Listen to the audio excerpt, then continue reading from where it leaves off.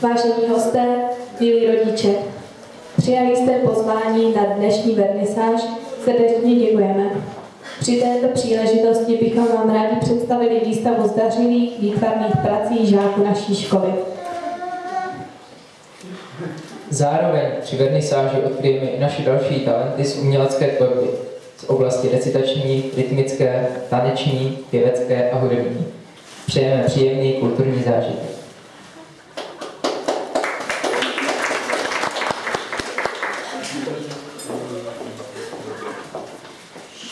Šel malíř chudě do světa, Jaroslav Seifert. Šel malíř chudě do světa, no jak se daří těm, které živí paleta a skromná česká sláva? Hrnečku, říká, vař mi, vař, peníze nejsou v míšku. A kreslil dětem slabikář tu nejkrásnější knížku. Tu oslík, slimák, strom a mrak, jelení kreslil, srnce, ty malé dával za šesták a ty větší po korunce. A tu je majka, pták a klec, had, úly, čmelák, racit. Být umělcem je hezká věc, však žel se nevyplácí. A přece byl tak bohatý, jak nikdo v širém kraji. Byl z těch, ač neměli dukáty, kdo nejvíc rozdávají. Můj Bože, měl-li jaký hřích, odpust mu, nic to není. A dej, ať se má v nebesích, jako o posvícení.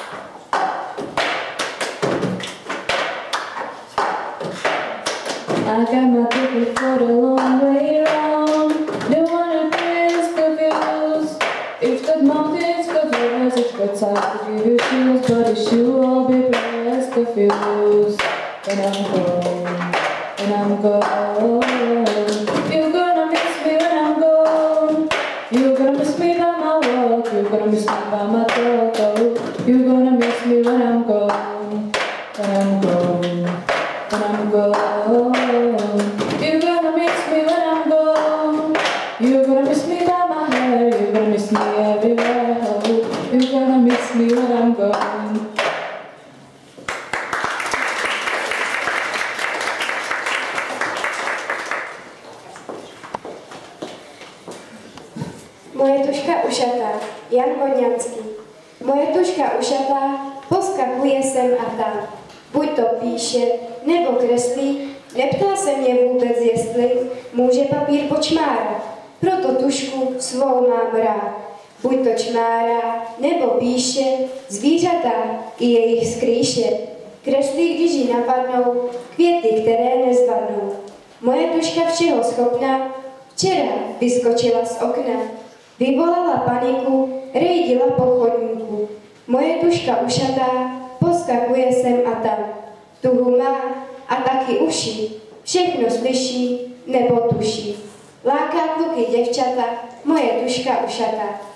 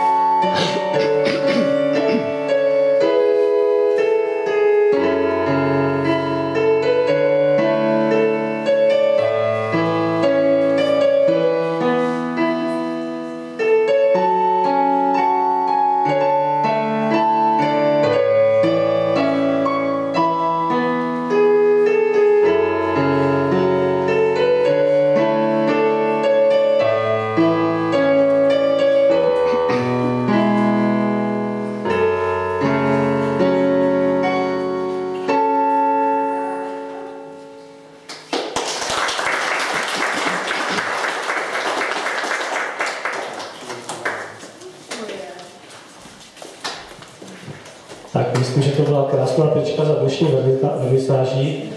Věřím tomu, že se vám tak líbilo. Chtěl bych jenom říct, že práce, které tady jsou vystaveny, tak jsou z námětů a výtvarné dílny paní učitelky Švédové a Teliskové. A ten hudební doprovod sestavila paní učitelka Šenkeříková. Myslím, že to byla krásná opravotečka za dnešním odpolednem a samozřejmě si můžete prohlédnout práce našich žáků a vašich dětí a věřím tomu, že si odnesete pěkný umělecký zážitek. Děkuji.